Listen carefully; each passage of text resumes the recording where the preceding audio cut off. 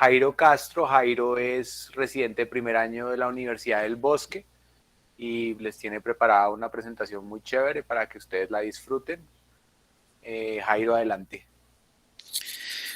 Buenas tardes a todos. Entonces, como el doctor lo mencionó, vamos a hablar sobre pseudoanalgésicos. No estás presentando, creo que soltaste la presentación. Ay, dame un segundo.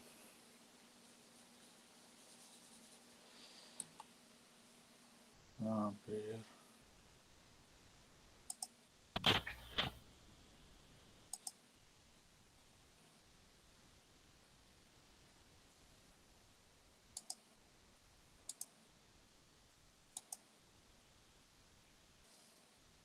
Ahí sí.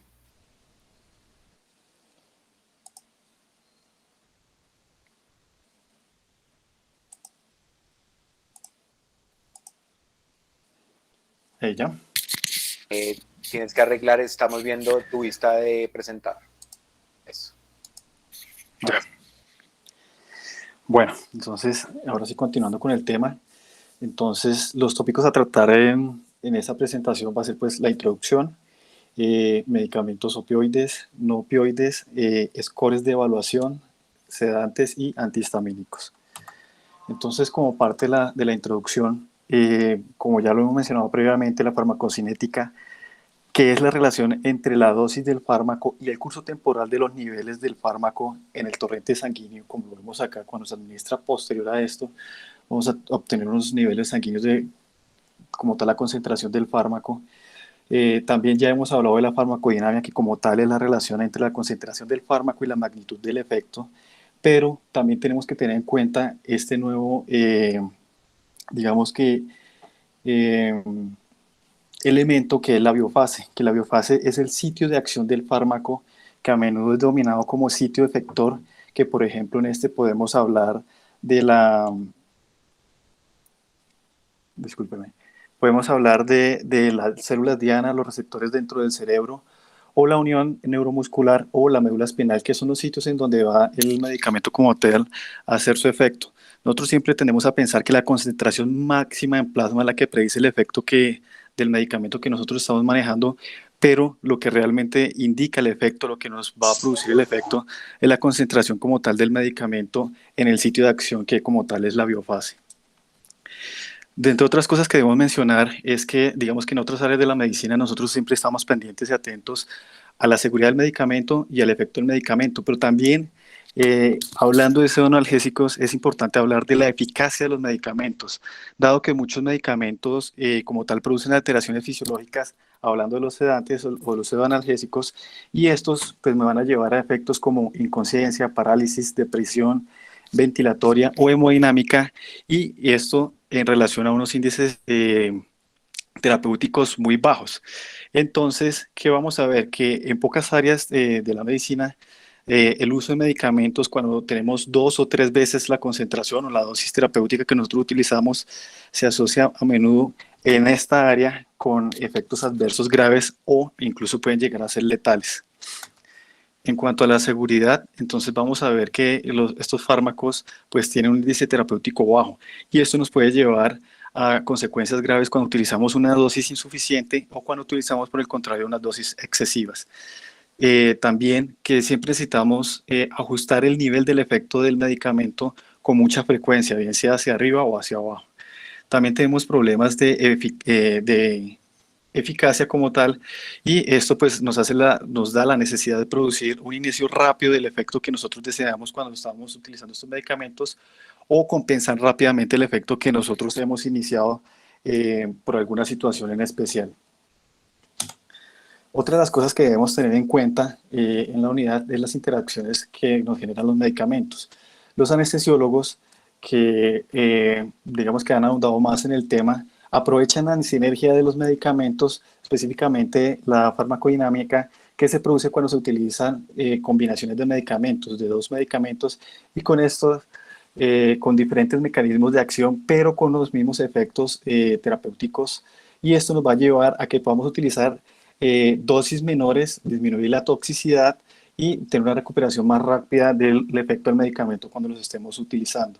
De aquí salen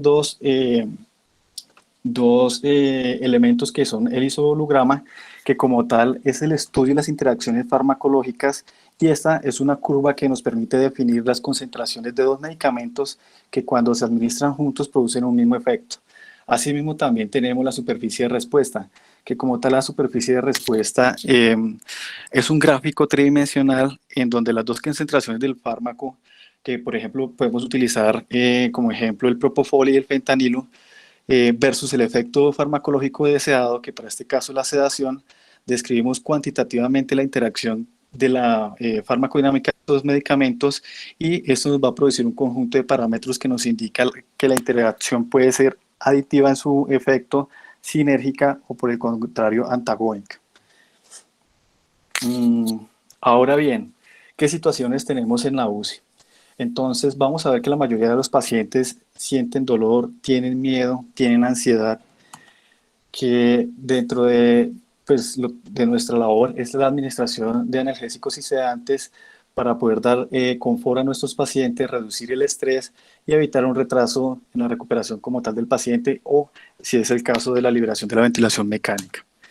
Ryoko, en el 2010 en su paper, ella describe que el 50% de los pacientes tienen un control adecuado del dolor, pero para llegar al 100% encontró diversas barreras, como tal conductas médicas, protocolos sin evidencia, resistencia a cambiar conductas, métodos inadecuados de evaluación del dolor y un pobre entrenamiento de los profesionales para la evaluación y el tratamiento del dolor.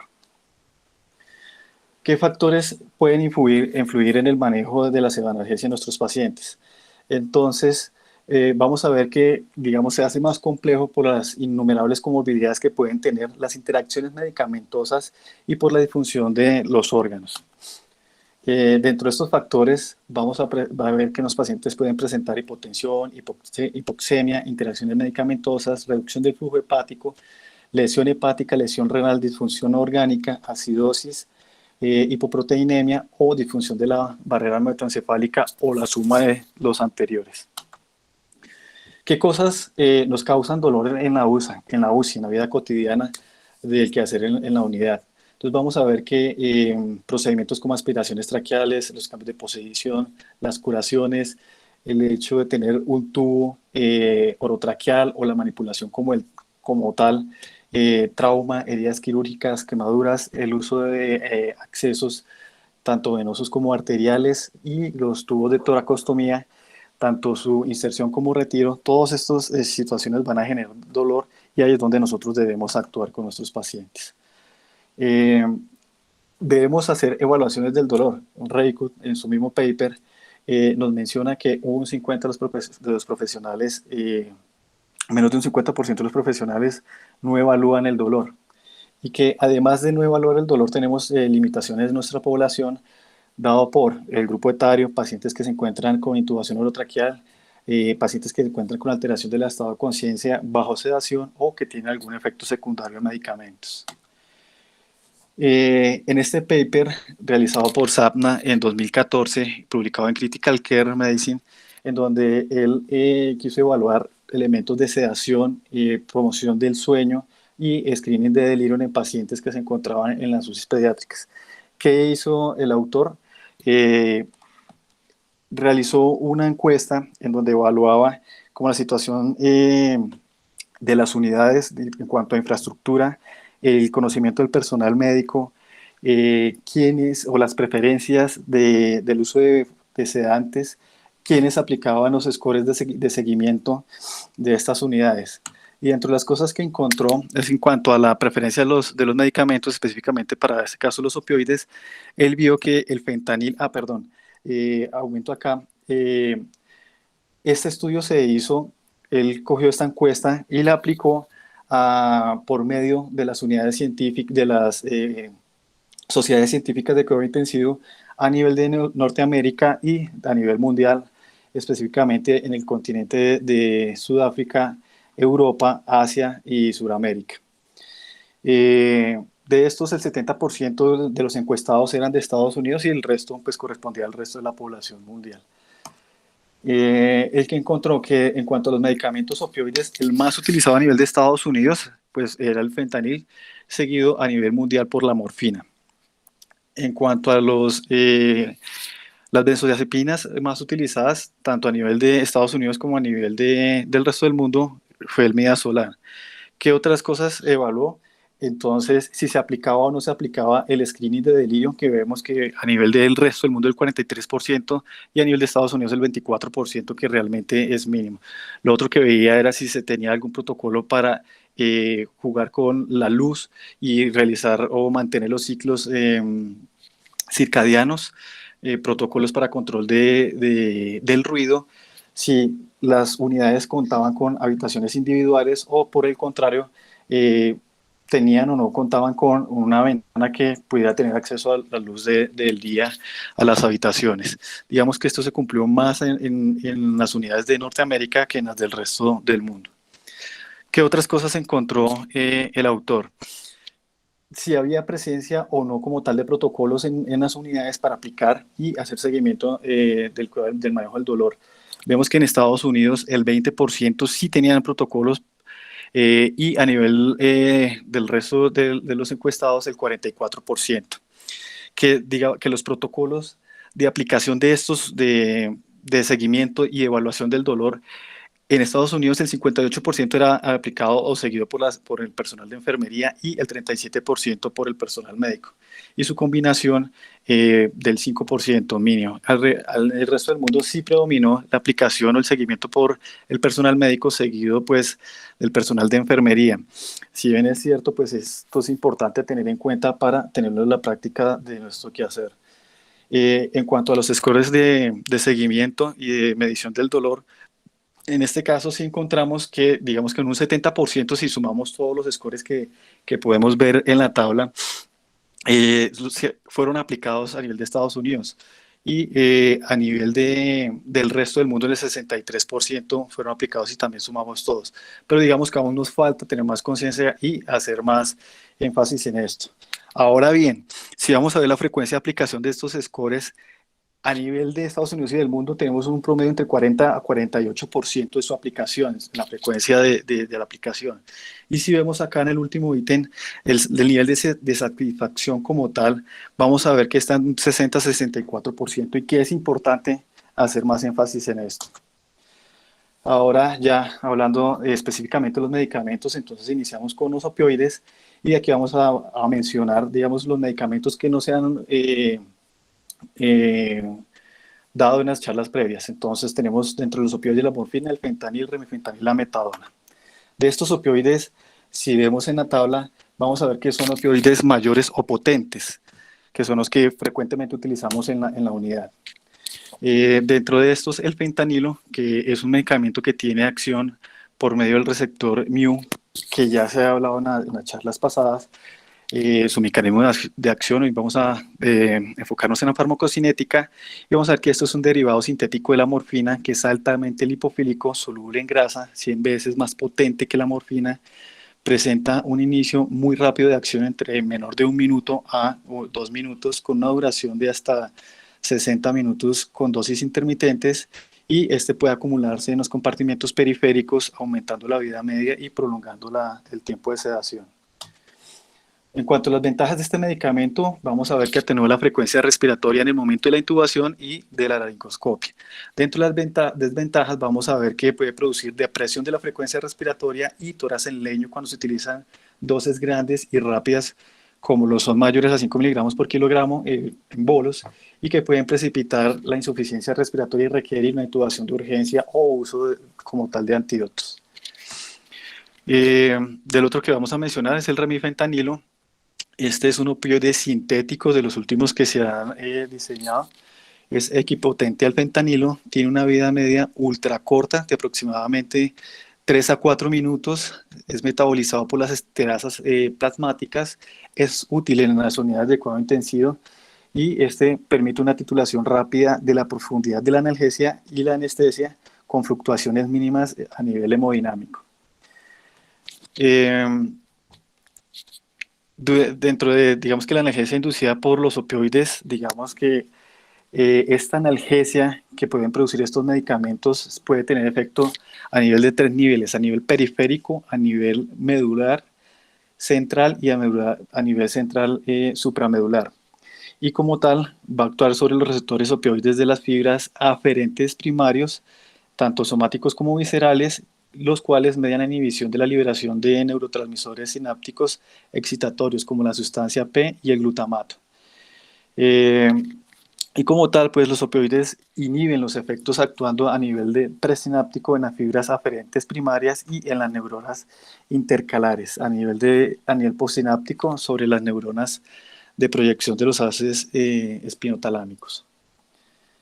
Dentro de las ventajas del remifentanilo, vamos a ver que como tal no se acumula, tiene un bajo nivel de distribución, es óptimo para pacientes con disfunción renal o hepática, ya que evita el riesgo de acumulación de metabolitos activos y facilita la necesidad de realizar exámenes neurológicos que se presenten de un momento a otro, dado su vida media corta. Dentro de las desventajas, vamos a ver que puede producir taquifilaxia o puede producir hiperalgesia o, o también el mencionado síndrome de hiperalgesia secundario o relacionado con opioides. Y pues digamos que en cuanto a este síndrome, eh, se realizó un ensayo que es conocido como un ensayo clínico controlado, que es el RIPAP, el RAPID, perdón, que es una anoxia, como tal lo traduce sus siglas, la anoxia basada en remifentanilo y sedación en pacientes pediátricos de cuidados intensivos. Este ensayo, que es un ensayo, como lo mencionaba, aleatorizado controlado, tuvo como objetivo comparar el remifentanilo con enfentanil en relación a la incidencia de tolerancia o taquifilaxia, la abstinencia y el síndrome de hiperalgesia en relación con el remifentanilo. Y realmente dentro de los resultados de esto no se encontró una mayor incidencia de estos eventos. Ahora continuando con la hidromorfona. La hidromorfona es un opioide sintético, una acetona hidrogenada de morfina que se une selectivamente al receptor mu, es hidrofílica y tiene una acción de 7 a 10 veces la potencia de la morfina. El inicio de acción es entre 5 a 10 minutos y tiene una duración de acción de entre 3 y 4 horas. Tiene un perfil similar a la morfina, se metaboliza por glucuronidación hepática a la hidromorfona 3 glucuronio y es excretada posteriormente por la orina. En cuanto a las ventajas de la hidromorfona, vamos a ver que se asocia con menos efectos de sedación, náuseas y prurito que la morfina, y también que las infusiones continuas de la hidromorfona son efectivas para sedación prolongada cuando tenemos o requerimos una sedación mayor a 24 horas. De entre los otros que tenemos la metadona, que es un agonista opioide de los receptores mu sintéticos. Tiene un inicio rápido cuando se administra por vía endovenosa, entre 5 a 10 minutos, y de 30 a 60 minutos cuando se administra por vía oral. Tiene mayor duración de la acción de todos los opioides. Este tiene una vida media más o menos entre 24 a 24 horas. No tiene metabolitos activos conocidos. Tiene una alta biodisponibilidad oral y una larga duración de la acción que apoyan su frecuente elección para prevenir la abstinencia de los opioides en los niños que han recibido o morfina o fentanilo durante más de 5 días. Dentro de las ventajas de la metadona tenemos que la administración enteral acelera la interrupción de los opioides y que reduce el riesgo de abstinencia. También se utiliza en el tratamiento de la adicción por opioides. Y dentro de las desventajas vamos a ver que no hay una dosis de conversión cuando vamos a iniciarla y que puede prolongar el QT. Dentro de las otras estrategias que tomamos para el manejo de los opioides está la analgesia controlada por el paciente o la analgesia controlada por padres o enfermería. Cuando tenemos la analgesia controlada por el paciente, vamos a ver que el paciente se la administra demanda de forma intermitente para administrar sedantes o analgésicos. Cuando es administrada por los padres o por enfermería, es cuando aquí el paciente no tiene la capacidad de controlar su propia administración. Y el objetivo de esto es utilizar una concentración mínima efectiva de analgesia con la idea o con el objetivo de utilizar concentraciones más pequeñas a la que se tenga un alivio del dolor. Dentro de las opciones que tenemos puede ser la analgesia epidural controlada por el paciente con catéter nervioso periférico o analgesia regional. Dentro de los métodos no invasivos tenemos el transdérmico, que suministra medicamentos ionizables, como por ejemplo el fentanilo, que se administra a través de de la piel por medio de la diontoforesis. Acá en esta tabla pues ya vemos como el resumen de los medicamentos mencionados, cuanto al mecanismo de acción, su inicio de acción, la vida media, el mecanismo de metabolismo, y aquí importante para recalcar que la hidromorfona es uno de los medicamentos que no tiene implicaciones como tal farmacocinéticas, pero en cambio los otros sí van a tener implicaciones, y esto nos habla de los efectos que vamos a tener, digamos que lo que nos puede prolongar la vida media de los medicamentos y prolongar el efecto como tal de los medicamentos. En cuanto a los medicamentos no opioides, entonces tenemos el paracetamol, los AINES, gabapentina, ketamina, alfa-2 agonistas, manejo multimodal del dolor, y los catéteres neuraxiales o nerviosos periféricos. Nos vamos a referir, como les mencionaba, a los que nos han mencionado en las charlas previas. Entonces, la gabapentina, que se considera un medicamento antiepiléptico, pero lo podemos utilizar como un narrador de opioides. Este como tal inhibe los canales de calcio presinápticos activados por voltaje, que son regulados al alza durante el trauma, como tal en los ganglios de la raíz dorsal y en la médula espinal. Y esto lo que nos hace es que nos evita la liberación de neurotransmisores excitatorios y nos ayuda a modular el dolor. Dentro de los otros medicamentos tenemos la clonidina, que es un potente ayudante analgésico que mejora los efectos analgésicos de los agentes antiinflamatorios y tiene efectos antinociceptivos significativos cuando se combina con opioides, con la ketamina o con anestésicos locales. Este medicamento también ha sido, digamos que ha demostrado ser un agente analgésico altamente efectivo en el periodo perioperatorio cuando se realiza en el paciente pediátrico tonsilectomías o cirugías oftálmicas. En cuanto a los catéteres neuroaxiales y bloqueos nerviosos, en esta revisión que es el APRICOT, que es un estudio europeo, como tal es un estudio prospectivo de corte multicéntrico observacional, en donde se recopiló prospectivamente datos de más de aproximadamente 31.000 procedimientos pediátricos, en donde la idea era la combinación de la analgesia general con bloqueos regionales, que podían ser bloqueos centrales, troncales o bloqueos caudales. Y lo que concluyó este estudio fue que la analgesia regional, cuando se usaba en combinación con anestesia general, reducía la cantidad de opioides y anestésicos inhalados que se utilizaban durante los procedimientos. Hablando ahora de la sedación, entonces lo importante es equilibrar la sedación para en el paciente que tenemos bajo ventilación mecánica, sincronizar el trabajo nativo de la respiración del paciente con el del ventilador. Y esto en busca de una condición óptima para el paciente, no bloqueo neuromuscularmente, que esté fácilmente excitable o consciente y que permita una sincronización con el ventilador en un estado donde digamos que pueda hacer ventilaciones espontáneas y trabajar simultáneamente con el ventilador.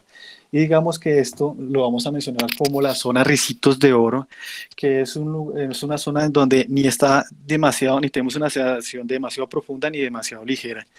Y esto, pues el objetivo es que nuestro paciente no tenga una sedación superficial que me permita al paciente despertarse, tener retiros de los accesos vasculares, de los catéteres que tiene para manejo, o que se produzcan extubaciones no planificadas, o que pueda el paciente autolesionarse o por el contrario lesionar al personal de atención.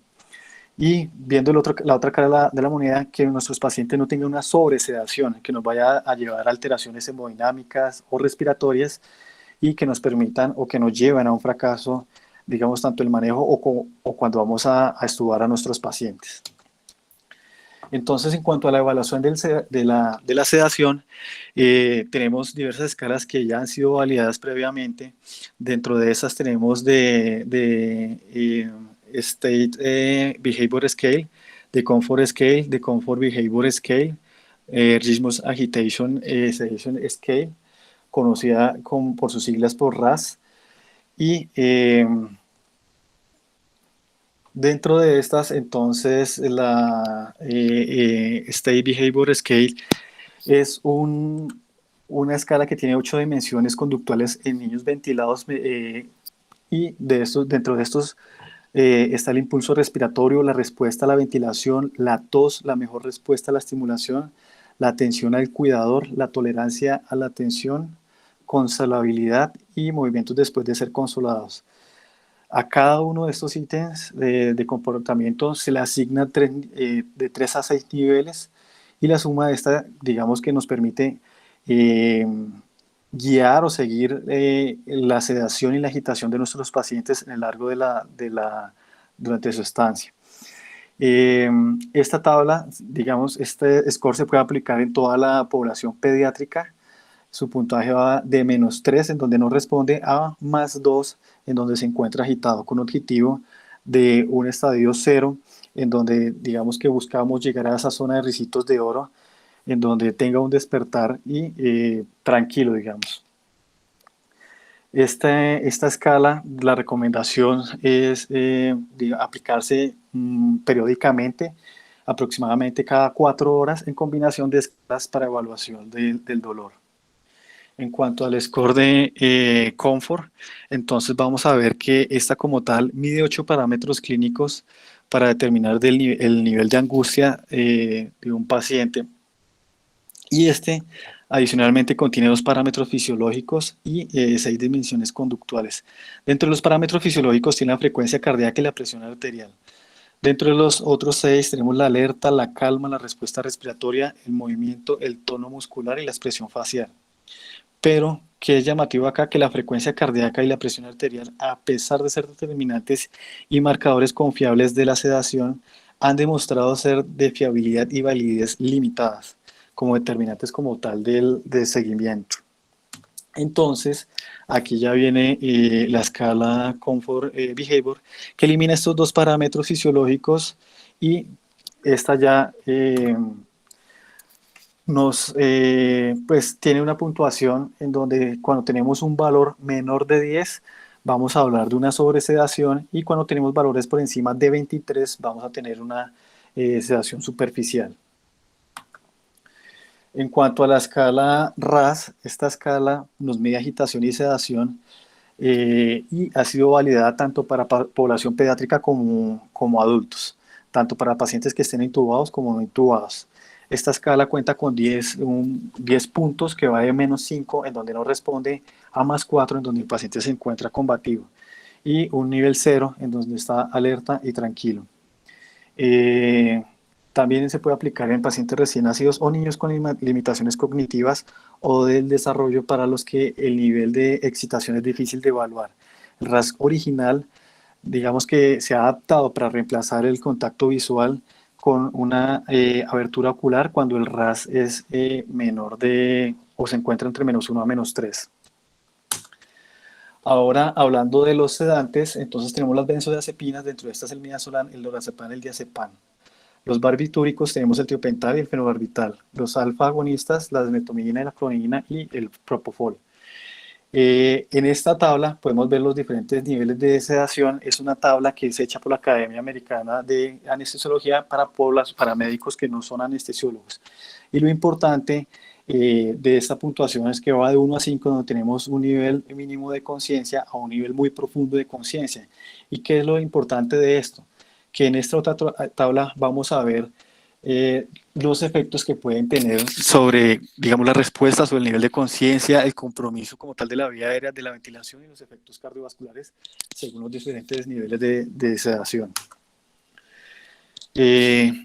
Continuamos ya con los sedantes, hablando del midazolam. Vamos a ver que es una benzodiazepina de corta acción, de elección en la mayoría de las UCI, se puede administrar por vía oral, vía intramuscular, vía intrarrectal, vía endovenosa, con unas vidas medias que la menor o el tiempo de acción es más rápido a nivel intravascular de 1 a 3 minutos, seguido por la intramuscular a intranasal de 5 a 10 minutos, o por vía oral o por vía rectal de 10 a 30 minutos y una duración de la acción de 30 a 60 minutos.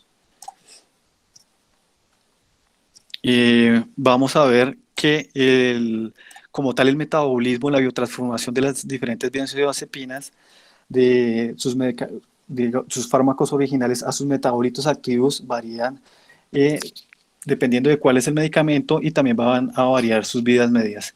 Entonces vamos a ver que pueden ser vidas medias de tipo L que tienen más allá de 24 horas, tipo I de 6 a 24 horas, tipo S de 6 horas, que para el caso de midazolam es tipo S. Este se metaboliza por la hidroxilación a un metabolito activo que es el 1-hidroximidazolam y posteriormente se someta a glucuronidación de 1-hidroximidazolam glucurónido, que también es un metabolito activo que luego se excreta por vía renal y eh, es de tener en cuenta que los pacientes con insuficiencia o fallo renal pueden experimentar sobresedación por la disminución de su metabolismo y excreción. El lorazepam es una benzodiazepina de acción prolongada. Se usa comúnmente en las unidades por sus propiedades antiepilépticas y ansiolíticas y puede administrarse por vía oral. Se puede administrar por vía oral, intramuscular, intravenosa. Tiene un metabolismo tipo I, que tiene una vida de eliminación de 6 a 24 horas y como tal se disuelve en propilenglicol, que a niveles elevados puede producir acidosis metabólica y disfunción renal. Se utiliza para retirar a los pacientes que están con infusiones prolongadas de midazolam por largo plazo. El diazepam es otra benzodiazepina de acción prolongada. Sus usos por sus propiedades ansiolíticas, relajantes y musculares y antiepilépticas puede administrarse por vía oral o por vía intravenosa. Produce, cuando se utiliza por vía intravenosa, un dolor urente importante y puede causar flebitis o cuando se utilizan infusiones prolongadas. Su inicio de acción es entre 4 y 5 minutos y una duración de acción de 60 a 120 minutos. También es un medicamento que puede producir metabolitos intermedios que pueden llegar a oscilar con vidas medias entre 20 a 120 horas. Esta, como tal, es la tabla de resumen similar a la que les mostraba antes, y aquí lo importante es ver que todas las benzodiazepinas tienen implicaciones farmacocinéticas con sus segundos metabolitos. En cuanto al propofol, es un hipnótico intravenoso, se utiliza para la inducción y el mantenimiento de la sedación y la anestesia general. Es un agonista GABA, es un anestésico de tipo de isopropofenol, alta potencia, que produce constantemente el efecto sedante. Tiene propiedades antieméticas y eufóricas que conducen a una experiencia del paciente más agradable o positiva. Como tal, su mecanismo de acción del propofol ejerce efecto hipnótico mediante la potenciación de efectos del neurotransmisor inhibidor GABA. Se une a la subunidad beta del receptor posináptico GABA, donde provoca una corriente de cloruro dirigida hacia adentro que hiperpolariza la membrana postsináptica e inhibe la despolarización neuronal. Esto, como tal, va a actuar sobre un complejo receptor GABA en un sitio diferente al correspondiente a los barbitúricos y benzodiazepinas. Como tal, también va a tener un efecto antagonista del glutamato, que esto lo va a ejercer a la altura del receptor NMDA. De entre los efectos adversos que tenemos del propofol, vamos a ver que se produce dolor en el sitio de la infusión, puede llevar a vasodilatación o inotropía negativa que conduce a hipotensión y a bradicardia, depresión respiratoria, apnea, hipertrigliceridemia y pancreatitis.